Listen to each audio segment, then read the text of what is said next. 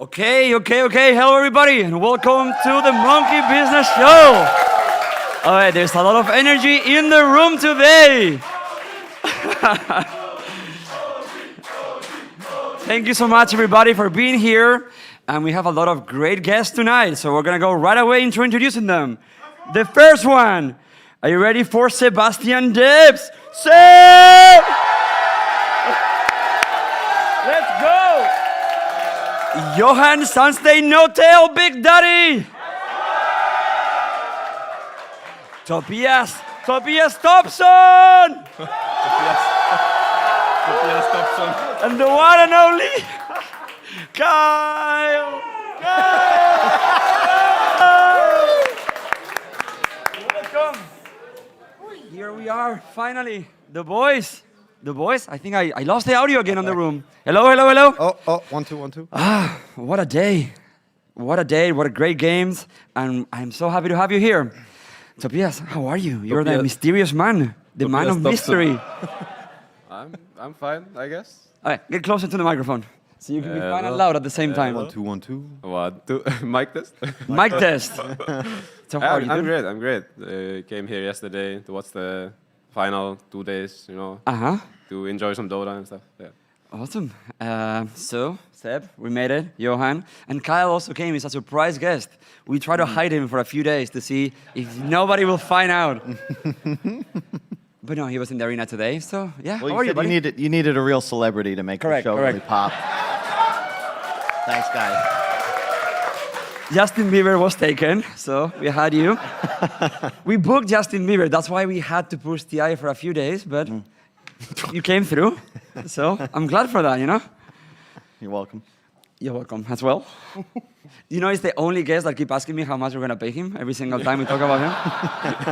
He asks me and I laugh and I'll go ask behind the stuff. Like, no, seriously, how much are you guys going to pay me? I will also accept equity. Great. We're giving him some of these, right? Yeah, but not many of them. Not many. But anyway, let's go right into the Dota. How was the day today for the Dota experts? And you, Kyle, feel free to jump in.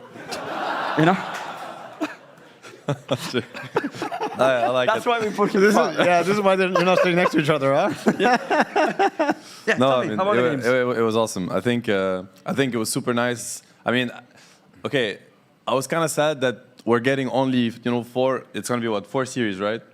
Right, 4 series. Yeah, two more. But at the same time, these series are mega hype. So I'm just hoping every time that it goes the distance. And I think we're super lucky because today we got two series that were really close. So yeah, the Dota has been absolutely amazing. I had a great time. I really did not expect Secret to push Tundra that much as they did. So I think, very promising Sunday. Gonna be great. I need to put a second. I hear a buzz. Bzz. Bzz. Bzz. That's the air conditioning, I Jay. think it's the AC's cranked up, maybe. Yeah. It's Singapore. It's pretty hot. Okay, sorry, keep going. No, I was just going to say, which one do you like the most? Which one of the 2 series? I mean, maybe the Aster Liquid was more tense. I mean, it's also the knockout, I guess, so Yeah. of course. But yeah. I mean, it got really close, I would say. The last one, too, I really liked it, like you're saying. But I feel like the other one was more Dota stuff, whereas the first one was, like, more emotional. For sure, yeah. What do you think, guys? Favorite? I mean, Tundra is just really strong. Like, I don't know, they're really good, and yeah, they're really impressive. I think it's gonna be interesting to see who can actually challenge them in the finals. We're the snaking gatekeepers, He was like, because there was TI8, there was TI9, there was the qualifier of TI10, and as soon as they matched OG, he tweeted something like, "All right, it's my time. That's it. The OG is going down, And then I tweeted, I wanted to get a bit because obviously they had to play the young guys, and I was like, it doesn't count. Snake, like you don't have to be that motivated. It doesn't count. It's like, yes, it counts. And then after he beat them, I mean, I think this guy has been around for so long, and he's such a great Dota mind. So it's really nice to see them. And I think we all felt the power of Tundra, right, in TI 10 qualifiers, where people didn't look up to them so much, and then we played them, and we were like, okay, that is probably the strongest team we've played, like, in, I don't know, I felt like it was maybe in years, like, they felt so strong. So I think it's not a surprise at all, yeah. So to break into the games one at a time, okay? Let's start with the first series. It was Liquid Aster. Kyle, set up a little bit of the frame. You were there. I know you were there watching the game. It was. I mean, I would just skip right to the end, which is the game 3, the Huevos on Matumba Man to request Night Stalker last pick. I was this close to tweeting, wow, this is going to be the last hero Matu plays at TI, just like last pick NS. And I didn't do it because I was like, I don't want to interfere, you know? But he actually played a near flawless game. I don't know if that's supposed to work, so I'll ask the experts on that, but he played it about as well as he possibly could. I think it was probably one of the only picks. They were super outdrafted. Yeah, they were. They had to play for that angle, and it just worked. I also thought Aster maybe didn't play that great, but so we go 1-1. I'm not The next. series goes 1-1, and then we go into game 3. And the draft is going in a way where we were all chatting. I was like, okay, these guys are getting outdrafted. Yeah. And then there's a last pick. What do you thought they were going to pick on that last hero? Because I had no idea they were going to go for NS.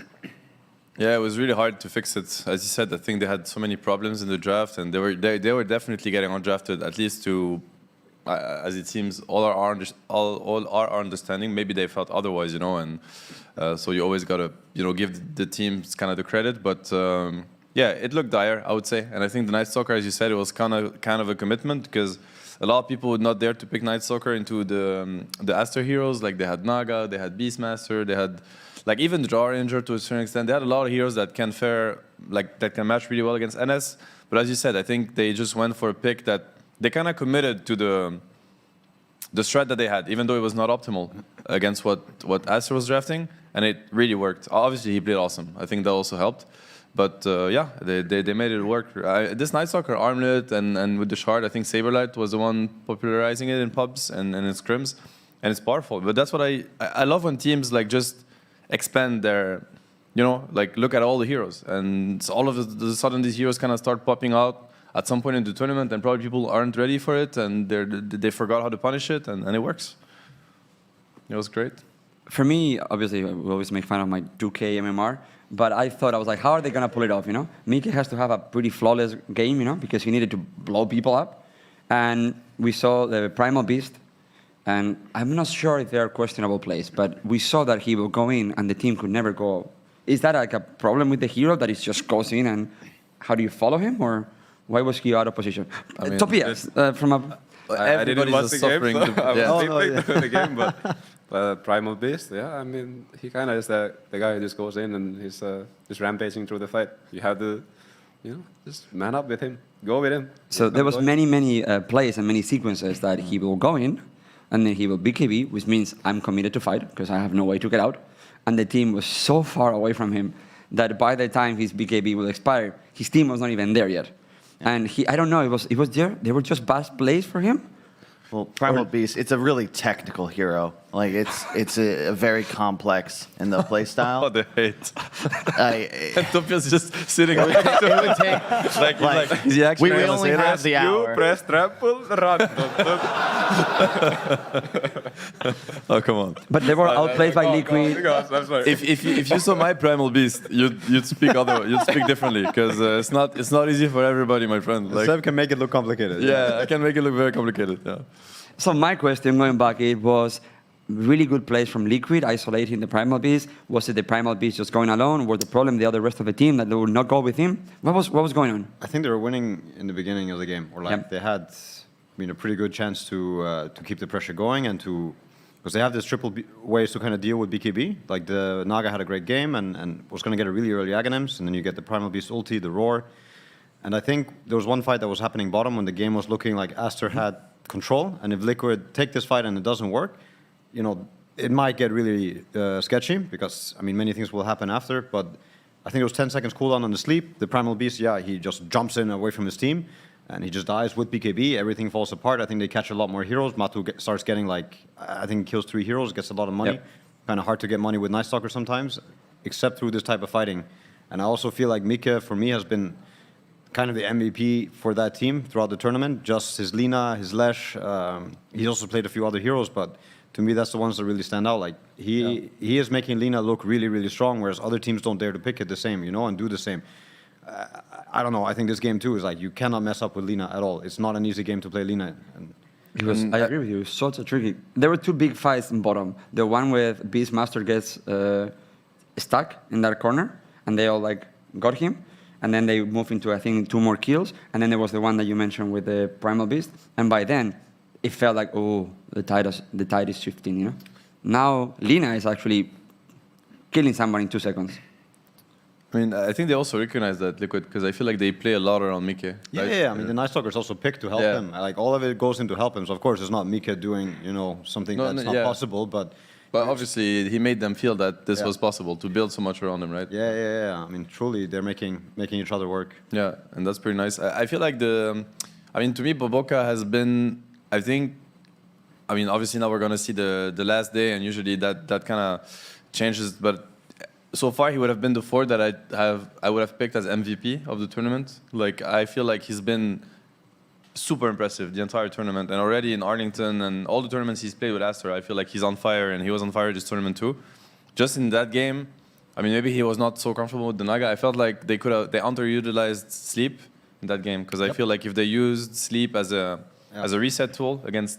Like whatever it's called, Dark Ascension, the BKB. If NS presses ulti and BKB and they just sleep, so that it's a kind of 1v5 situation, you know, I think that's how they maybe had a way to never lose fights. They probably played worse than their standards in that last game. Maybe the pressure got to them or something. So, there were a few very interesting sequences where Naga was sleeping, that the Pango would roll in his face, and he could never enter the fight to sleep anybody. It happened in the Rose, and it happened in the other one. Yeah. Is that an outplay again? Like No. Pango playing really well? Pango is a good hero against Naga for that reason. Yeah, it's hard to stop. Zai also had to get his foot back in the game, and I don't know how it was possible. Like he was struggling super hard from the laning phase. Yeah, I don't know. It was really scary for them at some moments. I mean, we had a group chat together, and we were like, that's it. This is unlosable, you know? That was like on draft. And then we were like, oh, actually, maybe they can do it, huh? The moment that the Lina started picking up like this, and we're like, okay. So kudos to them, you know? They found a way to win maybe an unwinnable game, or nearly unwinnable game. Felt like both these teams were much more nervous than the upper bracket teams. That's what it felt like to me also. In terms of like even body language and the Dota that was being played. Like if you, like the comp, like I remember, you know, the replay things, like the true sight replay. There's the first kill that happens in game 1 where Mickey goes like, kill sniper, kill sniper, kill sniper, like he's screaming. And then you have Tundra playing upper bracket, killing the Crystallis, you know, beyond godlike Monkey King. And literally like you hear cricket sounds, like they're like, yeah, make sure he dies. You know, like it's like very different kind of control over the game and emotions, right? So that also plays a role. Is there a one good version or another version, or? What do you prefer, Tobias? Do you prefer when the team is screaming, or do you prefer? Jump your stick, I mean, I think like there's definitely a balance, but I mean, obviously it's nice when it's more calm and everybody is like actually just thinking about the, you know, what's important, like not getting overhyped about some kill or a fight, you know, like always just thinking about the next step. But if like there's 10 Kokobora labs coming out at once, that's good. Sure. That's fine. I don't know why that Kyle looks at me like a screamer, you know? Yeah. Actually, yeah. How is your com like back then? Their jokes, they're like... No, on the good days. Like Good days. No, I mean we all have bad days, bad com. Man, we didn't have a lot of good days in complexity. I'd have to go back to the Han days. Oh really? And those were there was pretty, not a pretty single loud. good day in Dota. There were a couple good days. Well, that's what I was going to say. In the interview Blitz gave, there was one of my group chats. We were kind of making jokes that sounded like a loser interview after the Game 3 draft. And I've been in a lot of situations like that where you're on last pick. You're like, damn, we're in trouble, guys. And that was my time in complexity. But you know what happens. Well, you did not I'm answer the definitely question. louder. I've become more zen now. You win more likely when you're zen, I think. So you were less zen than you would have liked to be. With the wisdom I've gained over the last few years, aging, I would say yes, I should have been more zen. But when you were a captain, the comms that you had were like more hypey? Like Yeah, he was the energy guy, right? I remember you brought a lot of energy, even outside of the game and stuff. Like, but like positively. I mean, I think it's important. Most of the time, yeah. Yeah. If you're not gonna take the compliment, I'm just gonna take it back. Okay, you were shit. What Fine, can I I'll say? keep it. Is that how you want it? Because I actually remember that back then there weren't many, energetic like driving forces in terms of energy for teams. I mean, obviously Johan was well known for that. In Fnatic, everybody remembers the infamous what was it like? RTK. Where you're screaming like kill DK or something. Yeah, those. Yeah, get the DK. Get the DK or something like that. Those RTK at ESL because Yeah. we kept like getting louder and louder. Yeah. And then you had Havost hanging over the balcony, like almost falling down. Because only Navi was known back then for that. Like Navi were known for the guys that were gonna like kind of hit the glass in front of you, like we're smashing you, you know, see me, look at me when I smash you and stuff. Zayak did it a little bit today. I thought it was like he went full Giga Chat on them. Like there was this move where he like stands up, like he's like, look, you can tell like he wants to look at them. It's like, look at me, you know. And I'm sure Tundra must have been like, you know, they're not even like, make sure he dies, guys. Like they actually completely forgot. But you were that too. Like you get that vibe. Yeah, I mean, my retrospective quickly would be in Han, you know, it worked because I think it's more about energy matching and making sure the whole team is on the same vibe. And in Dota, I had a tendency to try to like bring people into like what I thought would succeed, like the right mindset for me. I wanted to bring the whole team into, when in reality, I should have been thinking more about what other people needed to be like mentally strong and prepared. But it could work very well for some people, right? Exactly. Yeah. But it won't work for everyone. You can't one size fits all. You've got to try and adapt based on It would who you work have. really well for. I feel like it would work really well for Johan, maybe for myself. Yeah. Like, would you agree saying that? I think me and Johan would be great on a team together. Yeah. You were still talking about the communication. Like the energy, as in like you go into a Dota game just like you go into a fight a little bit, and that you need energy for that. Yeah, sure. I think there's elements to it. Like maybe it's not so black and white. Like you also depends on what kind of pressure you're putting. You know, like if it's just pure energy and let's go together, great.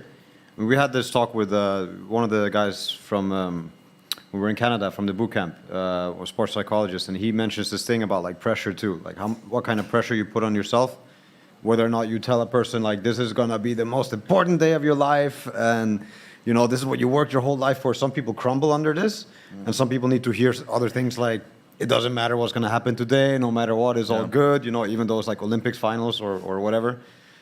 So I think it's fine balance is really hard in a team to find out what kind of characters people have, you know. Some people like one thing, some people like the other.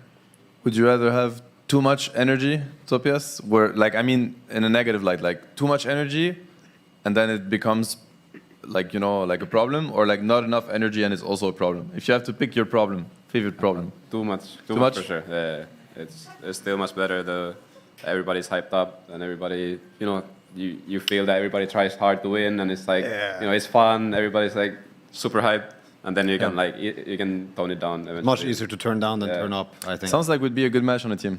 Maybe Maybe. one day. Who knows?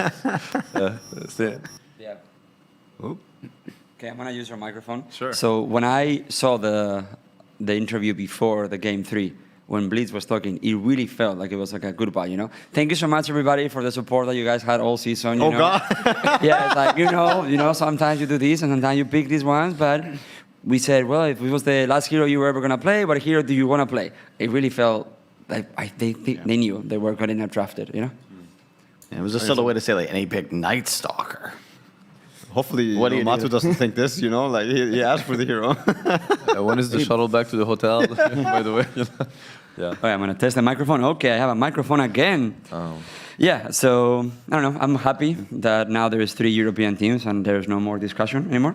I mean, to be fair, I would have liked... There is no more discussion anymore. Sure. Okay, I mean... What part of no discussion? This is when you cut my microphone too. Oh, no, this one doesn't work. I'm gonna say thank you for coming. How are you gonna ruin your own? No, like throwing stones over your own roof? Are you heard of this? I'm a EU Dota the defender, of course. Like it's a strong region, and it doesn't surprise me that teams are. But I just think that always for the sake of Dota, you know, like the more regions, the better. Also, like for the sake, I don't even mean the scene, just for the Dota that's gonna be played, right? I think it's always cooler to see teams kind of clash styles and really push their ideas rather than teams that have competed against each other all year. I say that, and the remaining teams actually have 3 very different styles, so it's going to be great. But, you know, I wouldn't have... Yeah, I was rooting for Liquid, but I don't mind when, you know, Chinese teams make a deep run, or SA team or SEA. Like, I think it's awesome. I mean, I was cheering for Aster, so... Yeah. But now, before we talk about the secret game, I think we mentioned something that we were talking how the last chance qualifiers teams, the 2 of them are in the top 3. That's crazy. It's crazy. And it brings up, I think, very interesting conversations. Number 1, is the path that we have to TI right now correct? And is it rewarding the right way to get to TI? Just by points, you know?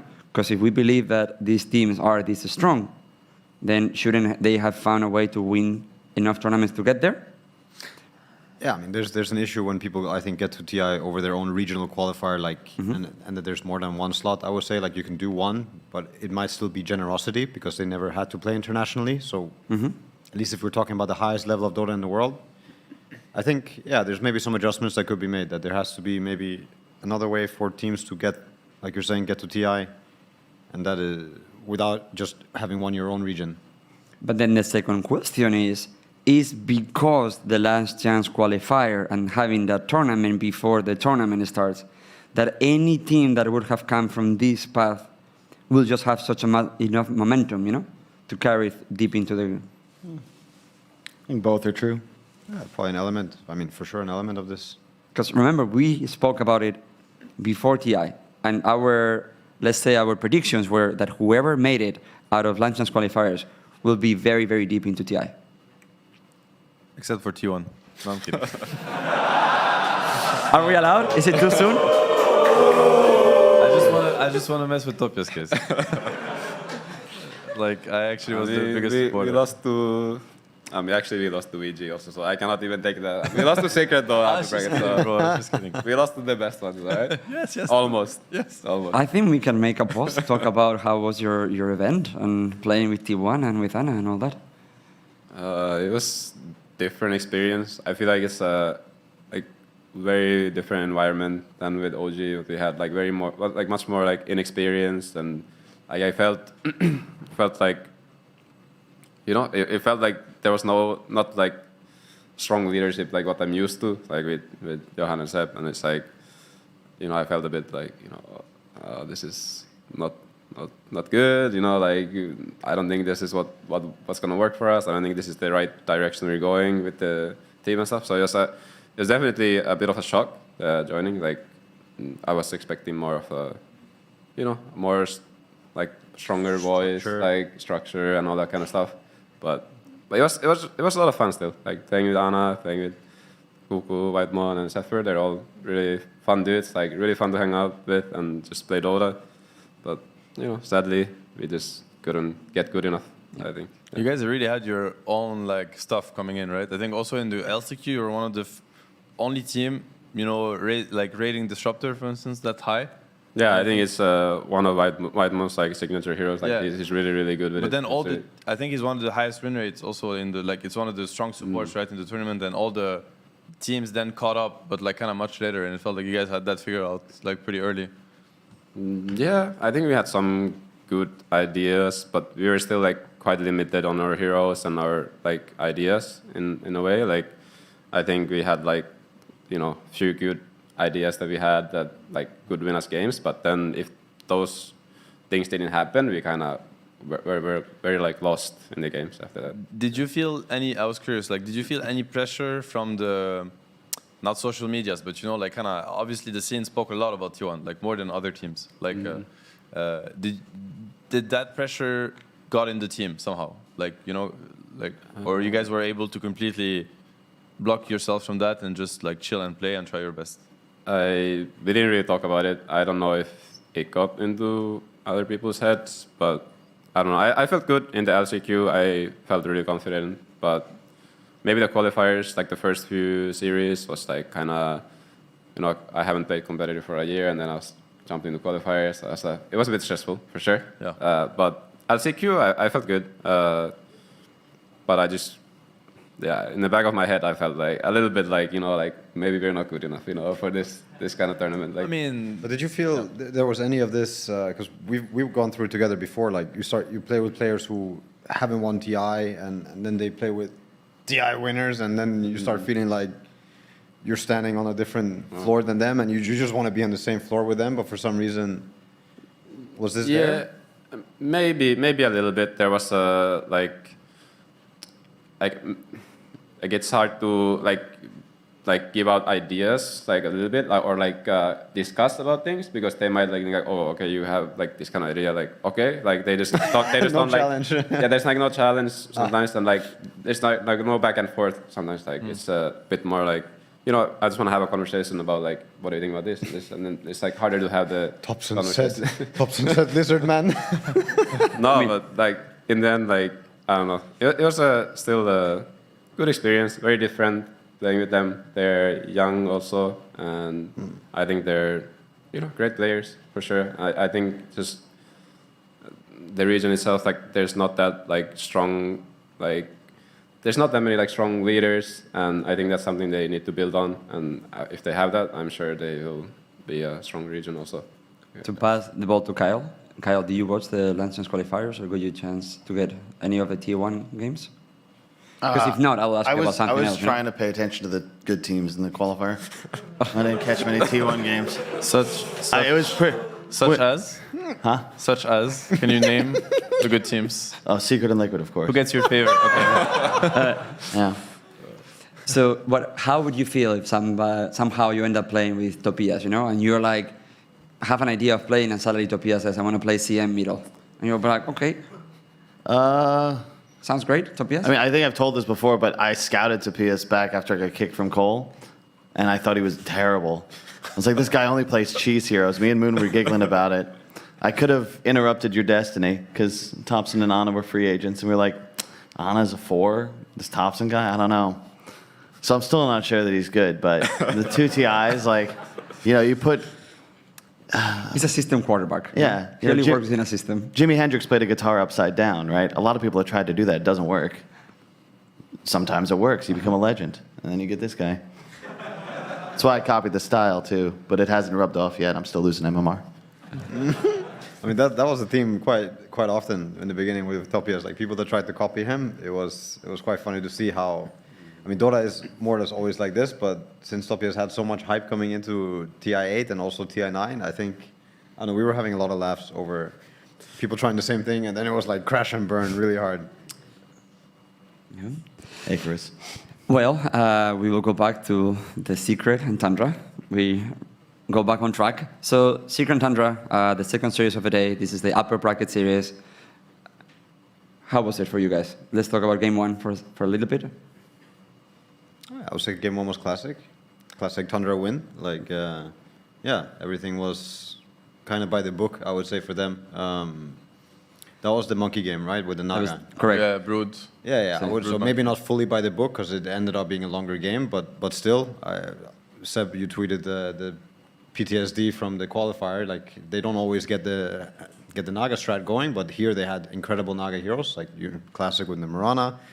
Very, very special Tiny. game with Brood, and yeah, the Tiny also very strong. And then there's OD that eventually gets some Blink Hex, and he picks up a refresher from the Roche. Like, you can kind of see how small the map is for Secret in this game, and even though you think that you might be entering a fight, like next second you're just dead, and you don't know. Every wave is lethal, everything is just scary. I mean, they played it super well. I also think it wasn't... They have to know their strategy to play it well, Tundra. But yeah, I think game one was epic, kind of, in that sense, but also slow death for Secret. So I heard you guys talking during the game, because we were watching the game together, and you were like, this game is so hard for Secret. Everything is dark. Because you have the Brood that is taking a big part of the map, and then you have the Mirana, and it's like you never know where they're coming. And then you have this Tiny, which now has all the chances to blink on you and reposition, and now... 5-second arrow around the corner all the time. I mean, this Mirana invis is like, it's so annoying to play against. It's hard to deal with. I feel like Tundra, they have a very unique style and a very unique read of how they want to play the game, and it's very good. I don't know if it's the best or not. It's not so much about that, but it's definitely great, and they're great at it. And I feel like other teams either don't respect it enough or they don't understand it.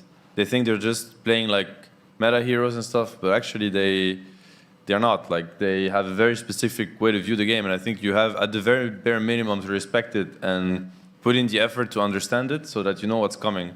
And to me, that first game against Secret, when I saw how the game started to develop, I felt like they had no chance. I thought they were going to get stomped 2-0, which I think it kind of looked like they were going to get, but then they brought game 2 really well. Like, because I think at that point in the game, Tundra was probably 10k gold ahead, or something in game 2 also, or weren't they? I feel like at some point, in every game, Tundra was really pressing the issue really hard. And then at some point, yeah, this TB, he died on Tundra, like on Secret side of the map when he's trying to close the game. But I felt like in 3, I never felt like Tundra was really like pressured in any of these games. It's just that at some point they try to finish them and then they didn't, and then suddenly the game became even. You know. I think they were really pressured in game 3 in the beginning. Game Game three, 3, the laning phase yeah, the went lane- really yes, poor, yes, and the yes. first 10 minutes, I thought Secret were going to win this game. That's like, probably when the I best looked at it. sequence. Yeah. But I would say like something special about game 2 was N0tail was having like a terrible game on Visage. Like Yeah. I guess this Dawnbreaker Drow, I don't know if there was other factors, but usually you see him have much more impact on Visage. But this Yeah. game, he didn't do anything in the fights for True. a lot of them. Yeah, I don't know. It was kind of curious too, because I think it might be related to how to also break them. It's I like- mean, a lot of people also were asking whether or not Tundra, because they also admit this themselves in interviews, that they have a really hard time adapting to pressure, the stage pressure. And obviously there's a big difference between playing last week and playing this week. Like now this really feels like the pinnacle of Dota, like TI, as in terms of like how much audience there is and the setup. So, but I didn't feel like it got to them at all. I don't know how you guys if you feel about it, like Dota-wise, or even the comm or their body language. I feel like the big edge they have is just the identity. Like even with different heroes, you can always see the same theme in their drafts. Reminds me of you guys back TI9. Like there's hero diversity, but it's going to be the same concept. They're playing the game in a way they all understand. They've even like the whole courier creep aggro thing. It's just like it's such a. It sounds worse than I say, but like it's tedious watching them play and like finish a game. But they're really just tightening the noose. Like that game 1 is unwinnable, but it just takes them 20 minutes. Yeah. But eventually, Secret's going to lose. So I mean, the game 1 is the one that it went very long, even though it was Tundra was always in control. It went very long, and in a way, it was really fun because we got to see the big items come out, and this tiny that it was bigger than Roche. It was like That was crazy. yeah, That was so fun. Evangelion or Pacific Rim. I'm Caillou curious. fighting. You're a Mag player, so what do you think of the double Maelstrom on your Monkey and your Ember? Don't you think that was a mistake? Yeah, I think in that game, I mean, I was telling Topias when we were watching, I think in that game, if they need to play on earlier timings, in my opinion. Or better items against this Naga. I also think when Yeah. you queued up Monkey King Bar, I don't know. I feel like this Maelstrom was just useless. Yeah, it was. But I feel like they had such a good start that this Mag had the dream game. Like, Yes. it was insane. It And was Monkey Mag. had a dream game also. Yeah. And Ember's game doesn't matter as much because he's going to do Ember things. He's empowered. Like, I think, and if you think about they're playing versus Naga, OD that won Midas first item, a Yeah. Brood that's level 5 minute, like Oh my 9. god. Yeah, or even And- 11, I think, or I don't know. Yeah, and +5 bottom and +4 tiny. That's never gonna get his blink if the fight starts happening. So I felt like Secret, if they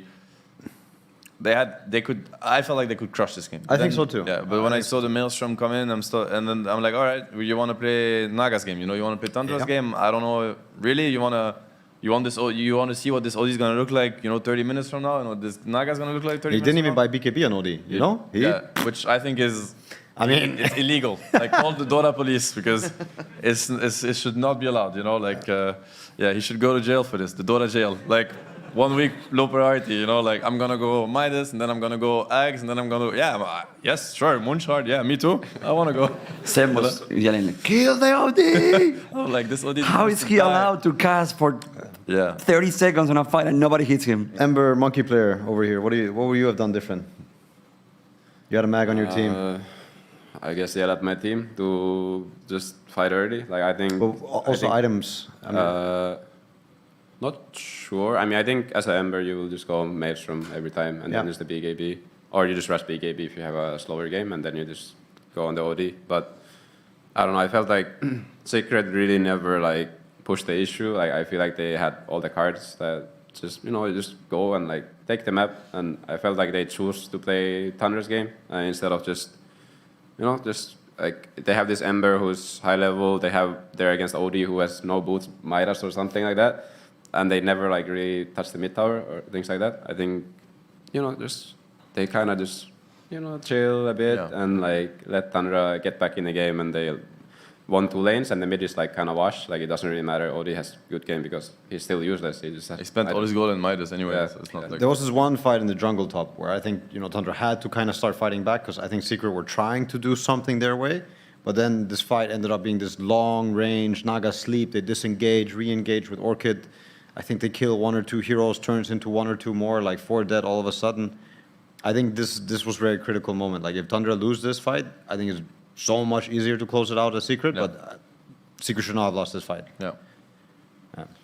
Yeah, and there was moments where we thought like, okay, this is over. There's like 20K, and the game ended up with 40K gold on Tundra advantage.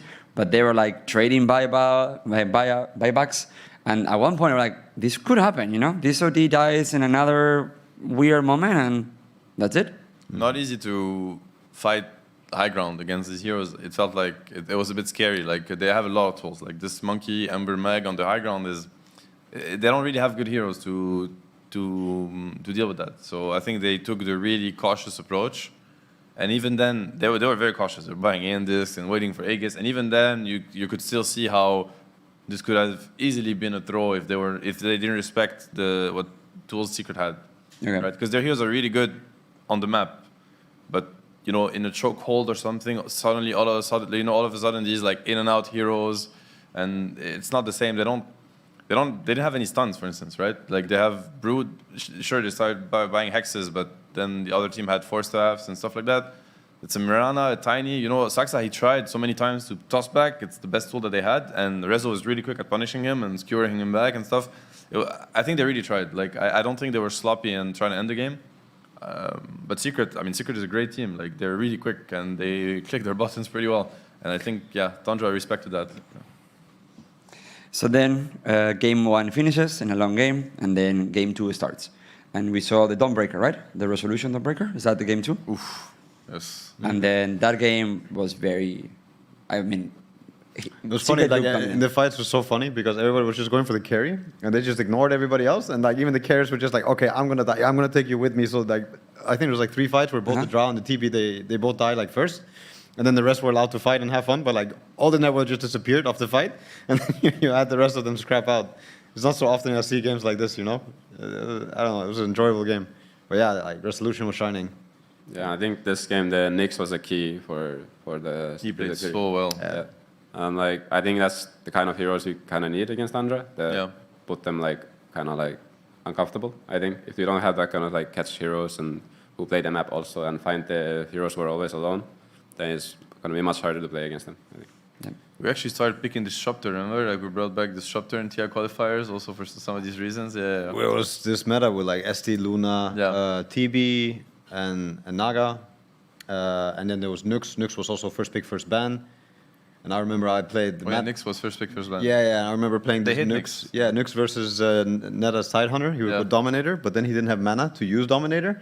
I was like, you know, because you had started the whole Dominator trend, and it was like, the Neta god. Dominator 5 games in a row, he bought the Dom, no boots. You remember the Tundra? Like they were all pulling waves with. Oh my god, these guys Killing couriers. Like they're so next level. Dom creep to next to our base, In so the we can fountain. bring out the courier. I remember back then we were like so happy, like not so happy, of course, like as in we were relieved that they didn't make it to TI because we're like these guys are so strong and they're so like, as you said, it's tedious, you know, like what they do, but playing against them is you know, you're drained after playing Tundra. It's not like a quick win. You never get a quick win, you know. They're one of the teams I want to see more like swapping between Fog, because as observers or when you watch as a fan, you only ever see the map with clear vision. But when you're actually playing against Tundra, you don't see a damn thing. And it's a very different experience. So what can look like a mistake is really just because you're clueless. I don't remember. You're just if blind it's- smoking and praying you find somebody. I don't remember if it's 2 or 3 games, but Secret definitely had 2 games on Radiant. And Resolution kept dying in the same spot. I think it's like the Dawn and Mag game where he goes, you know, the big camp, just past the tier 1. He just walks past it and he just dies there. And it's like Thunder, they're just sitting there in the tree waiting with the ward. It kept happening, you know? Yeah. And the way that they would show bottom, push away, TP there, just wait, and waiting, knowing that somebody's going to come there. I think they know the Fog game really well, and they predict the 1 minute ahead and know their spots to get, like, to close the gap. Incredible team. Then that's a game 2 victory. We lost the audio again in the room. So game 2 victory for Secret. Then that rolled us into game 3. How do you guys saw the draft as the heroes being picked? Was somebody clearly outdrafted, or I think both of them got what they wanted? How did the draft go? You guys remember? I mean, Topson. there's one thing I remember. There's definitely one thing I remember because I was looking at the bans for second phase, and they went, I think, all 3 games. They banned Skitter heroes a lot. They banned Naga, Slark. and maybe even the CK or They Ursa or banned something. OG actually Or game OG. 3, the last ban. But But they did I was Naga, Slark wondering next. why didn't they ban, because in the first phase they're banning Doom plus something, but in the second phase, Brood, they banned Brood. Doom Brood, yeah. And I was wondering why, like, you beat their Visage, you know he plays Enigma, and Enigma has an incredible win rate in this tournament. Why don't they ban the Enigma? Because of the Dawn, I think. So Secret, they had this. Yeah. They had a game in the group stage where they played Dawn into Enigma and they smashed the lane. So probably they were not there to pick it. But it ended up being a Gyrocopter last pick anyway. I Yeah. think they ended up having a huge amount of Enigma issues. Like, I wanted to bring up another point. I mean, I know there's rumors. I don't think we should go into it. But Knoxville tweeted about draft penalty for Secret. They actually lost some time. I don't know if it affected any of this, but I really want to also see people take these bans and like make a team really uncomfortable, because I feel here you had an opportunity, like almost a wasted opportunity, where if you ban the Enigma instead of some skitter hero and you figure out what you want to pick, like maybe there was something that the Dawn can cover, because the Dawn versus Enigma didn't happen at all. Like No. there was one kill at the bottom lane, but other than this, it was misery to play against, and they were going to keep getting outscaled, and I think they felt the pressure. And again, N0tail getting like his Enigma into the game with the early Wraith Pact, I think the Enigma alone made the game super hard. Yeah, and then Tundra got away with the win. Now, tomorrow we will see Liquid Secret in the lower bracket final, and then the winner versus Tundra. So, predictions? Predictions, I don't know, maybe... actually we have, right. What do we ask? What do we ask? Why do we even bother, actually? Just let us know what's going to happen. Just say it. Kyle? I mean, look, there's a lot of stuff working this TI, but Puppy TI9, 4th place. Puppy TI10, 3rd place. Puppy this TI, 2nd place. Oh, you can count? Okay. 4-3. Tundra's gonna win, because if Puppy finishes 2nd, then Tundra has to win. And unfortunately, Liquid is 3rd, but that's how it's gonna roll. Okay, well, nice. I want to see shows of hands around the room for a second. Who thinks that Secret will take it? You mean against Liquid? Well, I'm just going to do the whole predictions. Winners. Who wins TI? Who wins TI? Yes. Okay. Who thinks Secret will win it? It was more like showing the hand, but I love your enthusiasm.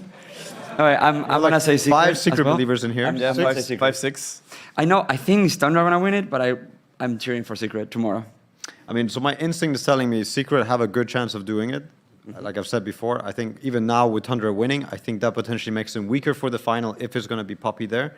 I think Puppy is the one who's going to come up with really great ideas. Like, I think they were really close today. Yeah. I think story would be cool if it's Matu's last TI and he wins, of course. So my heart. Let's be reasonable. Liquid has no chance of winning. Okay. TI. Liquid's going to win now. All right, so we saw the Secret ones. Liquid. Who thinks Liquid? How did this show become a Liquid show? Tundra? I'm going to keep cheering for anybody but Liquid. Okay, Tundra. Okay, we're quite divided. Fuck. All right. Okay, so I think we have some questions from the audience. I saw her standing there for a while. Hello, everybody. Hi guys, I'm Hi. Farina from Malaysia. Awesome. So my question is for Topson. Everyone talks about C pubs, but how did you find C officials compared to competing in West Europe? Before you answer, what is the thing that you continue telling me? If you don't have anything good to say, don't say anything at all. Think about positive things. The officials. Sorry. I mean, it's definitely, things are more crazy. Like it's just more chaotic. Games are longer for no reason. Like people don't.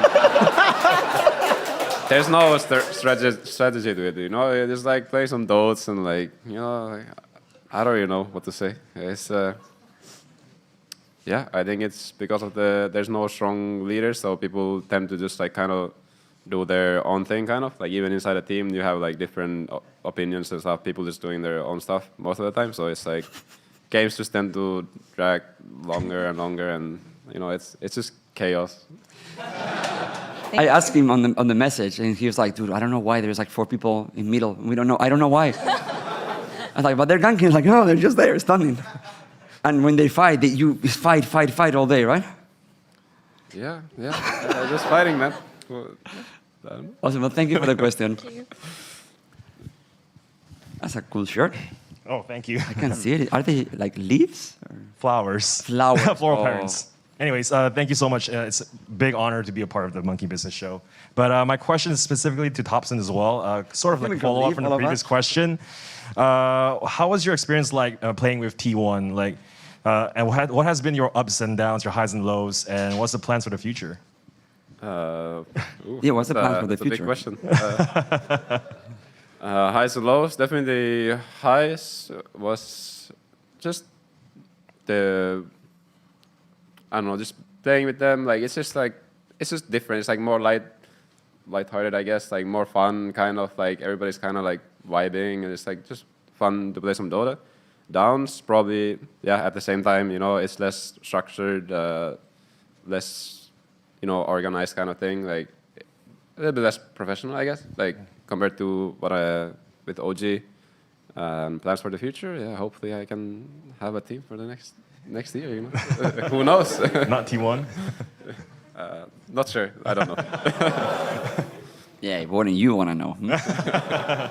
Well, thank you so much for the question. Thank you. Thank you. Give it up for him. Right, next person. Hello. My name is Snell from Indonesia, and I want to ask the Professor Sepp. So, in the current meta, why do we see so many heroes, so many teams choosing micro heroes such as Visage, maybe Enigma, Broodmother, and etc.? I mean, I think for different reasons. I mean, Wraithback obviously is a really strong item right now, and these heroes enjoy buying this item, so that's a big reason. And probably another reason is that the Dota is a lot about economy right now, a lot about efficiency. I mean, farming the map efficiently. I mean, and these heroes are maybe the best heroes at taking map from the opponent very quickly. So you lose your tower to like a Beastmaster, Broodmother, or Visage. These heroes are gonna take your jungle very quickly and very easily, and it takes a lot of effort to take it back or to even scout these areas. Whereas I don't know, you could think of other offlaners like an Axe with the same amount of gold will not do that. And yeah, it's a lot of economy damage. And probably fits the patch pretty well and fits how these teams want to play. And I mean, there's a lot of other reasons, but these are the best two reasons I can give you, like the most obvious ones. Yeah. Awesome. Thank you very much. For the question. Give it up to him. You have a question for Kyle? If not, can you make one up? To all of you. To all Oh, of you, okay, good. right? It's like he's To lonely. start things off, Seb, your sister Vernice, she's such a good singer and songwriter. Thank you so much. It's been quite a while, so please ask for new music. But for the her. question is, what type of music or what types of songs specifically hype you guys up, either when you have matches or anything important that makes you nervous? Oh, that's a good question. To me, it really depends on my energy level. Sometimes I can use house music, for instance, or even rap music to hype me up or higher my anger level before a series. You know, if I feel like I'm too down, or it can be the something else, something much more chill to calm me down. But music is really important to me when it comes to competing. Actually, a lot of players play Dota while listening to music at home. I'm sure a lot of you guys, a lot of people here, it happens. A big difference with the DPC tournaments is that we're not allowed to have any other software than Dota. And of course, there's nothing wrong in having a music software, but they just don't want to take any risk of cheating. So you have to get used to play without music. For a lot of new players, I remember back then it was a struggle for me. So it's part of it. Yeah. What about you guys? What kind of music? Yeah, I mean, actually similar answer, I guess. Like on the hard days, usually it's like the scrim days. I need reggae or something to also calm me down because those days get intense. But then when it's like tournaments, it's also like high BPM, house music. This type of stuff there's something with rhythm and I mean rhythm and everything, right? But rhythm and Dota goes very well together. I think a lot of players find the same in it.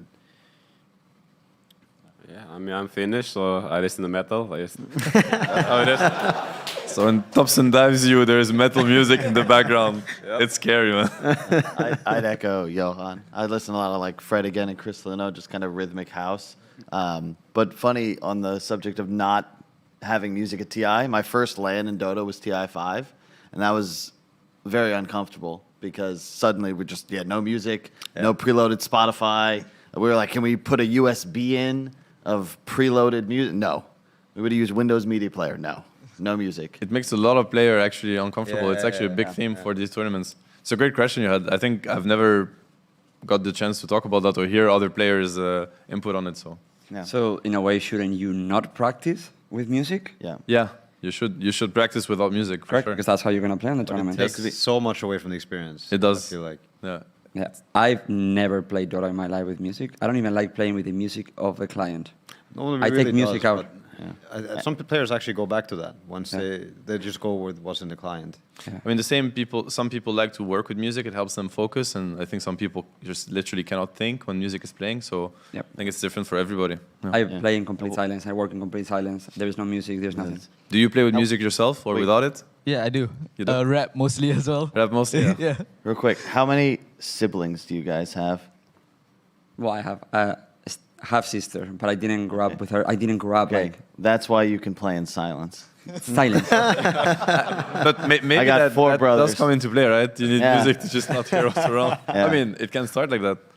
Yeah, that's a good It's a point. good question. Yeah. For me, not I don't play, but I would say for me it's always metal. It's metal or punk. Dude, it makes sense. Yes, also doesn't listen to music, and he's an only child too, I think. I remember us having a conversation of like, you know, these carries that just like rise in the jungle and do not want to meet another player for the next 25 minutes. I'm like, what kind of music is he playing right now? It cannot be metal, you know. It has to be like some very classical chill music because nothing is happening. If it was like this super energetic, like get out the jungle, you know, come fight, like come show me the energy, you know, put it to use. Enya. Who can see? Yeah, like very chill, like going from one camp to the other, like just like appreciating the journey, you know. It's a good question, dude. Right, thank you guys. Thank you so much. Cheers. Hi, I'm Jericho from the Philippines. My question would be for N0tail, Seb, and Topson. Would you guys be down to play a show match against the new OG team? And who do you think would win? No. Let me take this one. I have got this request every post. We could be posted about anything in the world. Show match between those. Like, dude, one guy is working for Liquid. So he has a game tomorrow. How can we get him? And then the other one is in the other side of the world. Yeah, hard to execute. It's so hard to make it happen. We tried, you know, we're messaging these people. Yeah, maybe But one if day. there was a hypothetical world where this could happen, then what would happen? What do you think would happen? I think the kids will clap you. Wow, I got $20 on the washed up ones. let's make it happen. Is it online or is it offline? That's also another thing. Street fight. Oh, street fight. No. So offline, Street fight. Oh. offline or online? Yes, I would say that if it's online gaming, it's them. Yeah, but if it's I online, I can I admit could that. probably yeah. agree behind if that. it's We- online, no, we're it's you destroyed. guys. It's obviously you. I mean, it would be fun for sure. It would be very fun. But I think we would take it. Maybe everybody would take it too seriously. It would be unhealthy. Pumped and it's like it's not good. Yeah, it's just a loss situation. It sounds like a loss. What if we win? It's just like of course. Yeah, you know, Yeah, winners. No. But then- The last time he played like a friendly game, remember? When we're in Riyadh Masters and you play a friendly game, and you're like, okay, how do I not make it very competitive? And you play CM core, CM middle. Oh yeah, right. Yeah. It's never fun. It's never fun to lose. Like, you know, you're always like, oh, I'm gonna play CM mid, it's gonna be fun. Then you die 3 times, you're like, oh, let's win this game. Like, you know, like, but then I'm CM mid, like, why am I CM? Like, I was CM, yeah, whatever. Remember, you were CM? Yeah, I remember. Well, we'll try. We'll try to make it happen, okay? I Thank you. promise, I read it.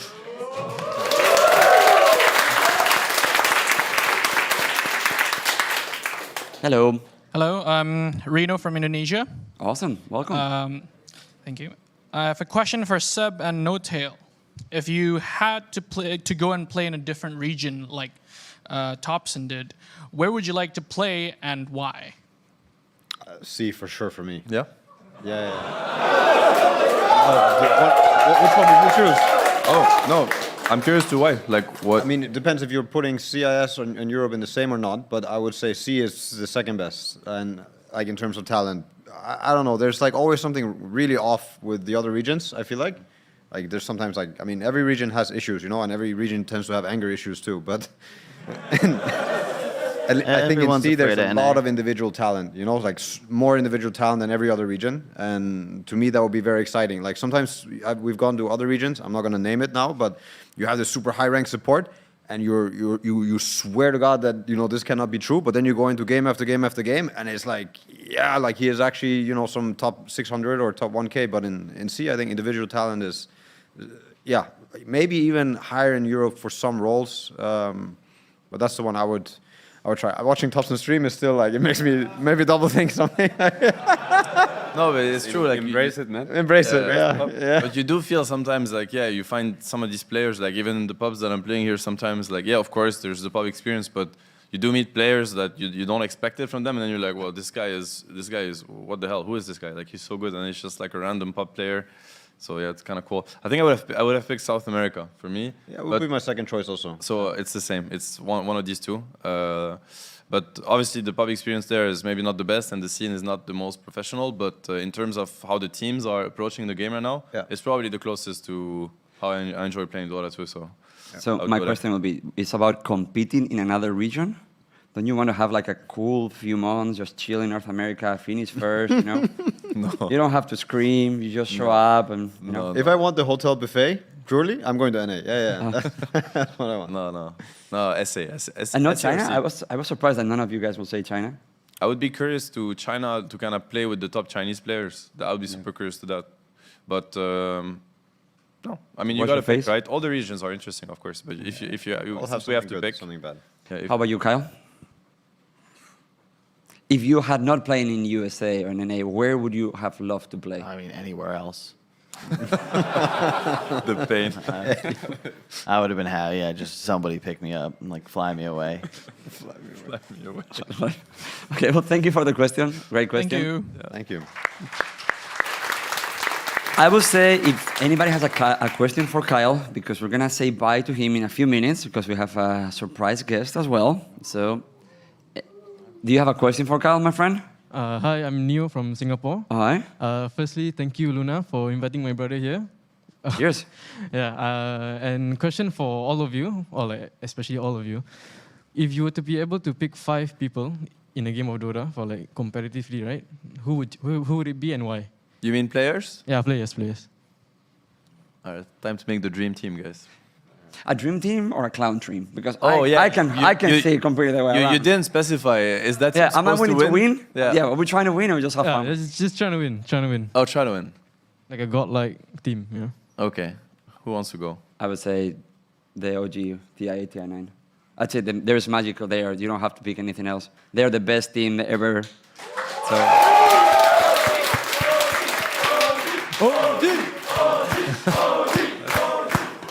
How about you? Yeah, I mean, obviously. No, I mean, of course. I can't. Not allowed to pick this OG or the other OG. You have to pick new guys. I have to pick new guys. Okay, then I got to think a little bit about this one. Yeah. Is anybody ready? Like, can go before me? I mean, I don't know if it's going to be perfect list. I'm just going to go off of names at the top of my head. I mean, I would say the old Fear when he was playing carry. And let's go with SCC. I also think Baboka. Yeah, I think Baboka. Thinking +5s. Give me some examples. Why? Well, Puppy? Why? I would choose Why. Yeah, or Puppy. Puppy is good too. Yeah, let's go with Puppy actually. Solo prime time? Yeah, I mean, Solo was actually one of the inspirations too. Let's do Solo. Solo 2018, I copied so much from him. Yeah, huge inspiration. It's going to be a weird roster. I mean, I don't even know. Like. No, but we're not being asked to make it work, you know? Like.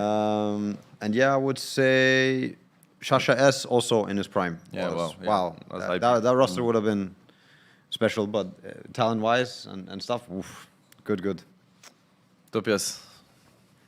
You go first. I'm throwing under the bus. Kyle. I got one. I'd go with Arteezy, Sumail, Zai. And then he complains about Zai, FY, and N0tail. Probably wouldn't win many tournaments, but we'd sell a lot of calendars. Selling calendar team. Yeah. I mean, you named a lot of the names already. So who'll be your carry? Give me a carry. I'll take the carry that Johan would have taken, but then he forgot about him. I'll take How. Oh. You see? I know he was going to hit him right on the spot. I'll take How. Offlaner. I will take Whisper. I'm gonna give him credit. Okay, I think let's it's go. amazing. I thought you were gonna go with someone else. I thought there was the other Oh no. Favion or like Sure, MC. of course, but they're too obvious. So Whisper, just I feel like giving it. giving him credit because Cool. he's great. Post 4, GH. GH, of course. Yeah, I love GH. He is having rough years. I don't think. I think he did. Yeah, so I'll give him a And spot. 5 and 1 and 2. 5. Damn. There's a lot. I'm not allowed to pick. I guess. Mr. I mean, no, he's not good enough. I thought of you first, but then I'm not allowed. Another 5. I'll go with Solo. Also prime time. I think he was one of the peak. He was incredible. Oh, yeah. He really was amazing. And then who am I missing? I'm missing a mid player. Mid. Missing a mid player. Yeah. Okay. Sure. RTZ Speed Gaming for the memes. Woo! Like long time ago. Long time. I mean, he was very good. He was not overrated? You sure? He was a bit overrated. To be on the top team. I will say that talking about making fun of Seth for a second, remember guys every day that he said kicking Fata was the worst kick, was the worst kick in the history of Dota. Sorry, I said that too. And I supported him like absolutely. I supported him too, so. Absolutely. This is never going to work. Fata is the heart and the mind of Tundra. I mean, Snaking really stepped up to the plate. And I Amazing. think Saxo also just kept growing the whole year. So, I mean, things definitely worked out for them. And yeah, I still think Fata probably did a lot of work for the team and whatever, but I like the tweet too. I retweeted it. I should probably retweet it actually. That's Probably okay. delete the tweet. I'm gonna do it right. I'm gonna retweet it now. I mean, I think when you say something stupid or like you know what I mean, when you're wrong, you just have to admit that you're wrong. Just own it. I'm gonna own it right now. I will retweet it. They're gonna have a good chuckle about it tonight, and it's gonna make them feel even better for tomorrow. And or maybe hopefully they will not see it. They have probably better things to do. But yeah, since I picked them to win, so whatever helps them feel better.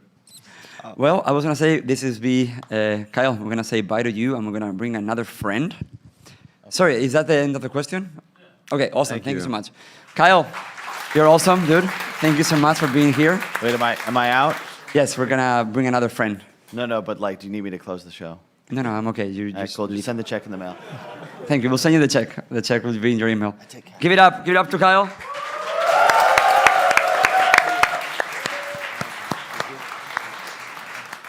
Okay, Tobias, do you mind changing chairs? We're gonna bring a new friend, Eric. Eric, are you here?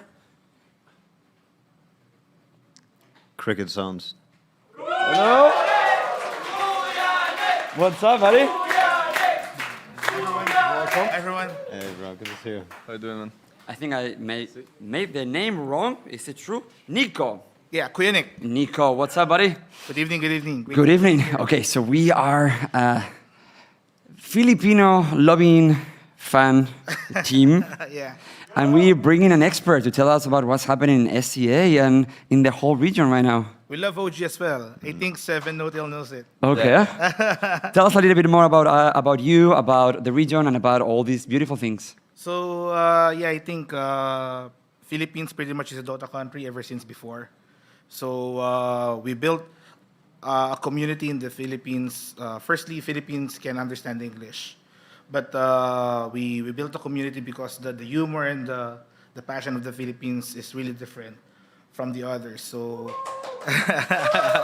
so we started that one around 2015, and I think the biggest pioneers for that one is Kuya D and Lon, the Lakad Manatag guys. Of course. Yeah, so they're good friends as well. So from there, we just follow it up, and then good thing the Philippines Dota is still strong and passionate up until now, actually. So yeah. I mean, I think we will never forget Manila Major, right? Like, I think we maybe still put it above any tournament we ever went to. Wow. Like how crazy it was, and I think it's the case for a lot of players. Yeah. It was something else. Something else. Yeah. Best tournament outside Key Arena for me, for sure. Yeah. You know, by far. By Key far. Arena and Manila, I think, I don't even know where to rate them, you know? Yeah. I think Manila might also be the best tournament I ever went to. So, in your opinion, what happened this year with the SCA teams? I think we need N0tail and Seb to go lead our talents. We have talented players like Jarapoy, Abed, and whatever, but I think we're missing some kind of experience and leadership. Okay. So I think it's perfect for N0tail and Seb to go there and lead the charge. Oh boy. I think maybe the plays put you in one team, put you in another team, you know? Oh. You split the cards? Yeah, of course. You double down, you know, it's like playing. But yeah, look, it's my first time in Singapore. I was not part of the epic Manila Major that I've been hearing for many, many years. Yeah. And for me, try to put it into a bit for words for me, you know? How does it feel to be there, and what is the passion for the game, and how does it feel when you guys are there? Actually, to put it short, every team has been supported for as long as it's producing quality Dota matches. It's not only the Philippine matches that is being loud and being supported by the community. It's every matches that's happening actually. And the energy from the get-go up until the end is really the same. It's not fading actually. So really great. I think I saw multiple interviews with Dendi and all the pro players. Even the simple interview are being cheered by the crowd actually. So that's how energetic it is in Manila, actually. Okay, that's amazing. Yeah. I actually made a promise inside of OG that I was going to make it to Manila before the end of the year and do something there. I don't know if it's a show there or I don't know who I can drag with me. But dude, it's been a region that I really wanted to go, and I've never been to the Philippines. Let's make it happen, yeah. So maybe before the end of the year, we can go and do something there. Yeah, I think Seb and N0tail can vouch for the place. Actually, they've been there multiple times. Yeah, every time it's been incredible for sure, and like the passion and. Yeah, I don't know, like the warmth, like overall, like how welcoming people are and how excited they are about everything. Yeah, I mean, I think the reason why Manila Major was so good was mainly because of, I think it was maybe only because of the audience, like mainly, it was insane, like, I don't know. As you said, and what it felt like teams were just cheering first and foremost for Dota. Yeah. And I think that's what all the teams realized, is like, people were cheering for good Dota and appreciating it and sharing it together. And of course, everybody has their own team and stuff, but that kind of came second, and I think that's super cool. I think it goes way back to our roots for Dota since Dota 1, because in Manila and in the Philippines, I think in Southeast Asia as well, it's very evident with the cyber cafes around, right? Yeah. So the best of this place will go up against the best of this place, right? So there's a sense of pride in that one. Yeah. And just like what you guys are talking about earlier, wherein someone is being fueled by like emotions and whatever, I think the Filipino players are also can relate to that one actually. Because sorry. No, of course, go ahead. Because I think for us it's kind of already a regular thing wherein someone will have a bet game against the other city, and even the non-players are shouting at the players. So it's a normal thing for us actually. Yeah. So what I was told by my team is that you actually are actively organizing tournaments for the community, which is one of the cool things that is like, okay, we're trying to figure out how do we do that. Tell us a little bit more about it. So it's very evident in Southeast Asia with the surge of the mobile games, right? Mobile games. So for us, we do broadcast mainly. So what we see is that the viewership really doesn't go down, but the player base of Dota is not really that big anymore. So we try to do grassroots stuff for us to accommodate people already moving forward for PC games, like for example Dota. So that's the aim actually for Philippines, and yeah, I think Dota is a great game, and I think we won't be regretting our efforts that we're putting actually for this one. So. That's amazing. That sounds awesome. I'll give it up for that. So in the last week, we probably done collectively, I don't know, maybe 20 or 30 hours of media, and I think that I've been asked the same question maybe 100 times. What are OG plans for Southeast Asia? And when are we going to start doing maybe more things, maybe picking up a team, maybe community tournaments? And I can attest with literally my two bosses and owners that we talk about it so often.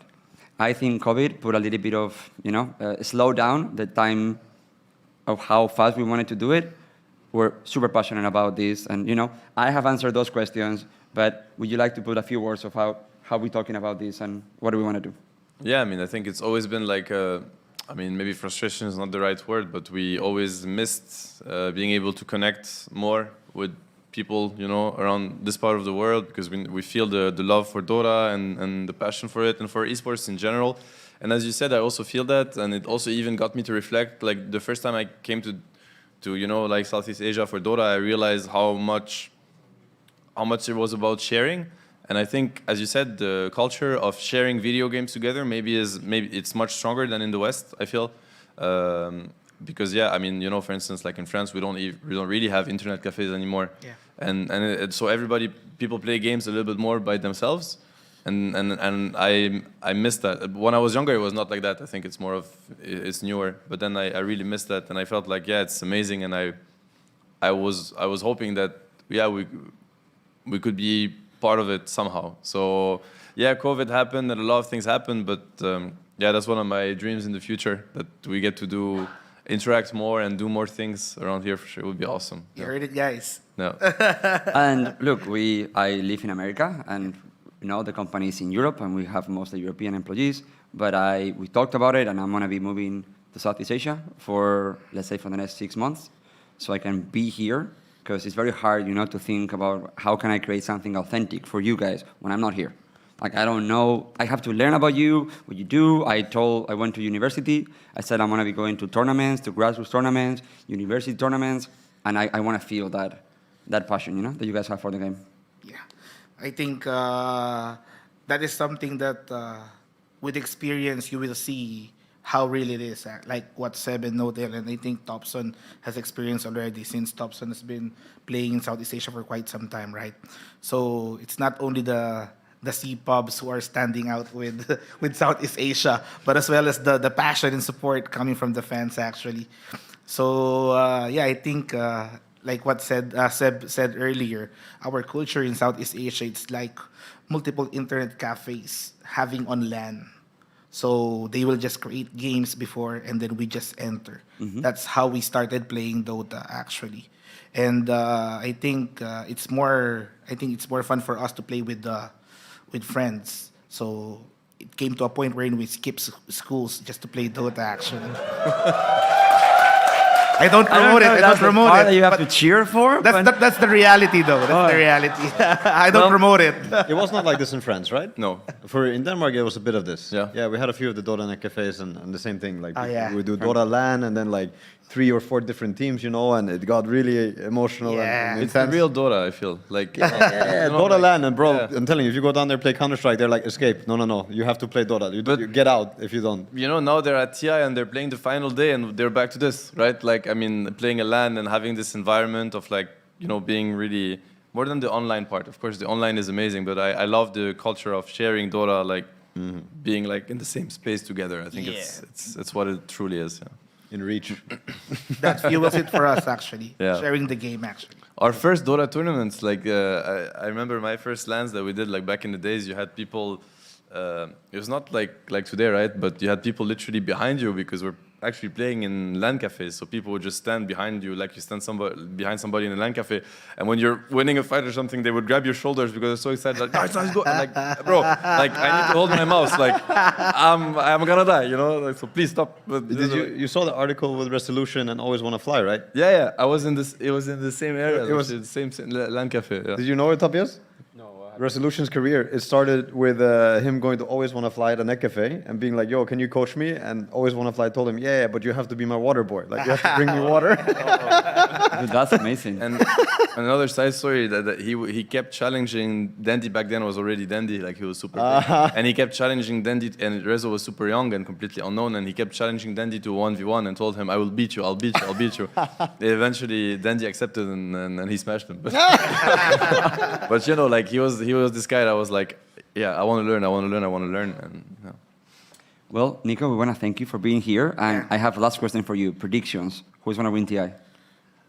I think Tundra. Tundra. And who do you? They're pretty much different beasts, actually. And who do you want to win TI? Can be the same answer, but can also be a different one. Who are you rooting for yourself? For TI? Yeah. I think T1. But unfortunately, Me too. I'm being honest here. I'm being honest here. So I think his question was more out of the 3 teams left. Yeah, but that was the question, and the answer is T1. Out of the 3 teams left, who do you want to win? I think Liquid with Matu actually. Liquid with Matu, yeah. Well, Nico, thank you so much for being here. We're gonna bring another friend and say goodbye to Nico. So give it Thanks, up to him. guys. Salamat. Thank you. Okay, before I said that maybe Eric was coming, I think Eric is coming now. I thought Nico was the second guest. Yes, man. Thank you so much, my friend, for being here. Thank you. All right, Eric, are you there? Oh. We brought one of the Avengers with us. What's up, dude? You're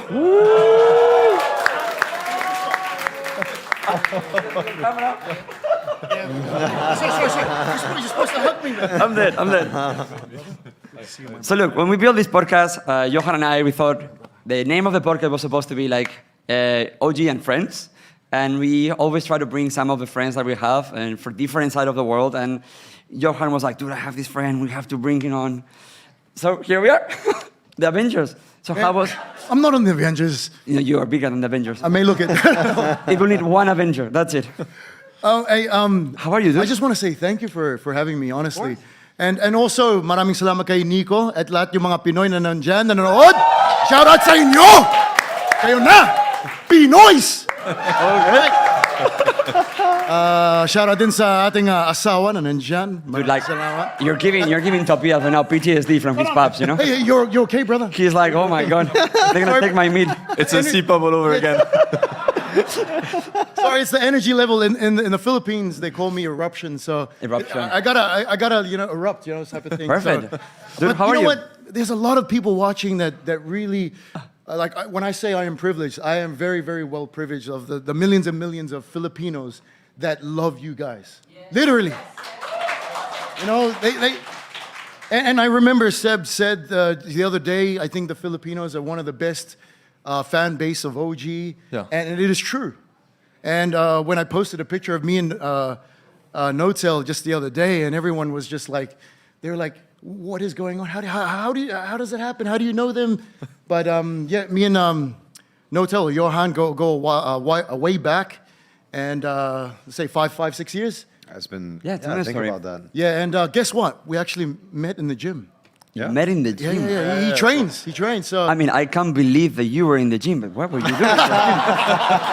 You were anyone next to him.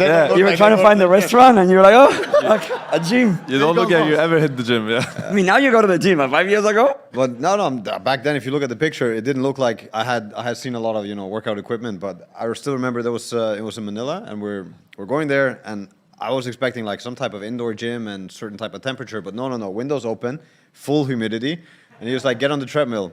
Like, depending on what you want to do, right? But I was going to do like incline walking and into some ab workout, Bro, so I get on the treadmill and it's 5 minutes in and everything is just wet, like drenched, like you're just... Welcome to the sauna. Philippines. Yeah. No, but I started liking it. I really enjoyed it. And also thanks to Eric, I think that put me on like the path of connecting a little bit more to body. Because before I had kind of forsaken completely the idea of everything from below here or like the arms too. All I needed was this. It's a Dota classic too, right? Yeah, it's a very Dota classic, yeah. Dota players also at some point understand later how important it is and how mind and body are same. Yeah, same. The same. They must be in sync. Yeah. So obviously we brought you here as well because it's been a big theme for Johan, especially during the last few years, the body and the mind, and he built a whole training facility or gym in the house. And do the guys use it a lot? Yeah, people use it. Man, like there's sometimes when we're out by the pool and I see Chu, he gets on the treadmill, and people are actively trying to get on it and stuff. And we had a competition the other time with me, Misha. I think Chu also joined, where we're just doing a hanging competition, or like to see how long we can hang. And yeah, they surprised themselves. And all this stuff I think it's just a few steps you have to go over, and people start realizing that it's so rewarding, and you just have to get over those humps, and eventually you just know the rewards, they come back at you. Seb. Your turn, Seb. Your turn. When? I mean, you're very sporty. I don't think that gym is your thing, but you obviously Yeah. like sports and play sports. I mean, I think feeling good in your body is really important if you wanna for performance and for focus also, and for many other things also, for confidence, for a lot of things that are gonna be crucial to perform in Dota. Or I think I would assume in competition in general, like any discipline that you try to really push. But for Dota, it for sure is super important, and you have to respect it very much. Tobias, next to you, was always the more in shape out of the team. When he would take his shirt, I was like, dude, you got it, eh? And he used to play volleyball, and yeah, you work out as well. Have you been working out lately? When you were in SCA and... Not so much. Not so much? Not so much. I've been lazy, but I'm always trying to, pick it up again and go to the gym. But I always do like something, like it's really important for me, like to relieve stress after playing. If you have like frustrating games and stuff, play the bus. I just imagine playing pubs for 10 hours in a row. After that you're like, your head is boiling, so you need to, you do some exercise, anything to, But it do is better. good synergy, right? Like you play games, you're frustrated, and then you go to the gym. Yeah, it's like a win-win, I think at one point, a few years ago, I used to do... Sorry. No, I feel like the process of sports and competing in sports, it helps you manage your emotions, obviously, because, you get this, you can evacuate. But like esports and video games is quite the opposite, right? It's all about not letting your emotions kind of impact how you're going to play, or if you're getting very frustrated or too energetic even. I mean, you can't start shaking your mouse or smashing your keyboard or whatever it would be, Like you actually have to hold them in for as much as you can, right? So then it's really important to find this somewhere else. Because with the second there's too much emotions and you can't hold them anymore or control them, now your Dota takes a big dive, and it matters a lot for sure. So I was gonna make a joke, which is not a joke, it's actually real. On the times that I played more Dota in my life, every single time I would lose a game, I would do like 30 push-ups and 30 squats. I've never been more ripped in my life. I was ripped. Either I have a great days of happiness or days of workout. So maybe that's what we should be doing, Every time you lose, just work out. How do you feel yourself well, about sometimes, like, you get on a... I don't think you guys experience this. I'm not even sure it's in your vocabulary. It's called lose streak. It happens to me a lot. So if you go on a lose streak, like more than twice, I'm going straight to the gym. So, yeah, because it's just what you said, Tops, is where you need to, I use the gym sometimes to gain focus. Sometimes I use the gym to release, ventilation, because sometimes you can't hold it in, as you said, Seb. You need to get out there, let out your steam, and then once that's done, come back, play a few games, and if you continue that path of lose streak, then just don't play the game. Just stop, and then turn it off, and then read a book or something, or say hi to your son. Hey, congrats, father. Yeah. Daddy, right? Tatay na. Right? That's awesome. And honestly, you two haven't experienced it, but this is a next level. It's like 10K MMR right here, plus, But and that I must say, trying to harness your love for sports or focus on anything physical, then you have your son or your daughter, and you're on a lose streak, man. You see them next to you, gives you inspiration. Tobias, right? I'm watching. I'm not sure it gave him inspiration with T1, but that's okay.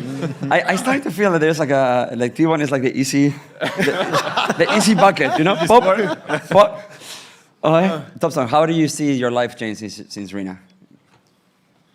Dota-wise, specifically. Dota-wise, I think after like TI9, I was a bit like lost motivation, all that kind of stuff, and then when I had my child, and I feel like it kind of like revitalized like a lot of things for me, like for Dota also, like it feels like I have more will to play, get better, and just like overall thinking about the future kind of thing. Like it's like everything is more important now kind of thing. Like I feel like I'm taking care of a child. I have to provide. I have to be a good father. All those kind of things. Like there's so much more to life when you have a kid, for sure. But it's also more difficult also at the same time. It's it's a very like a big change when it happens, but it's rewarding for sure. Awesome. Well, we are gonna finish in 1 or 2 minutes. Then I wanted to leave the last moment to, let's say, share something with you guys. So it's funny how close the four of us are. We haven't been on a team with you yet, but, and it's been really hard for us to actually find time to meet together because all the other obligations we had. And yesterday, when we saw Topias, it's the first time we see him, all of us together, since the debrief in Romania, in Bucharest. Think about it. The time it felt like, wow, it's been a year. It's been a year since the four of us were in the same room. And I don't know, it was a moment of like, it doesn't feel that it's been a year. And you had the same. This year went by really quickly, for sure. But it was a great year. Yeah, hopefully the next year will be as good. I realized how much I missed the time. And I think that maybe, look, I didn't win a TI with you guys, but maybe in a few years, I look back and I will think, what is the things that I miss the most? And it was just the little things. It was just seeing you guys at breakfast, you know, seeing you guys playing volleyball with Saksa, which is pretty fun because he's massive. We'll put him in the front. The first few days he was playing in the back. I was like, no. You're playing right there. Just do this. And then we start dominating.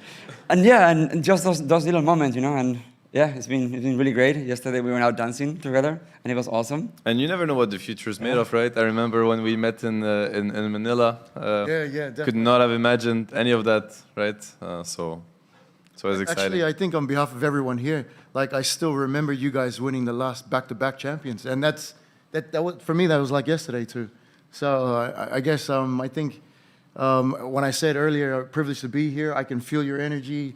How you guys are is like one big family, and it's an honor to be here. Just like talking to you guys and being on top here, being on this desk, and I know every single one of these guys would love to be in the same spot. So I'm honored and I'm thankful. Thank you so much, my friend. We are going to end the episode. Thank you so much, everybody, for watching. Thank you so much, everybody that came to the show, and everybody that was here with us. So big round of applause to you guys. And we'll see everybody tomorrow. The last show of the live will be tomorrow after the finals. Have a great night, everybody. And cheers. Great night. Shout out to Hao.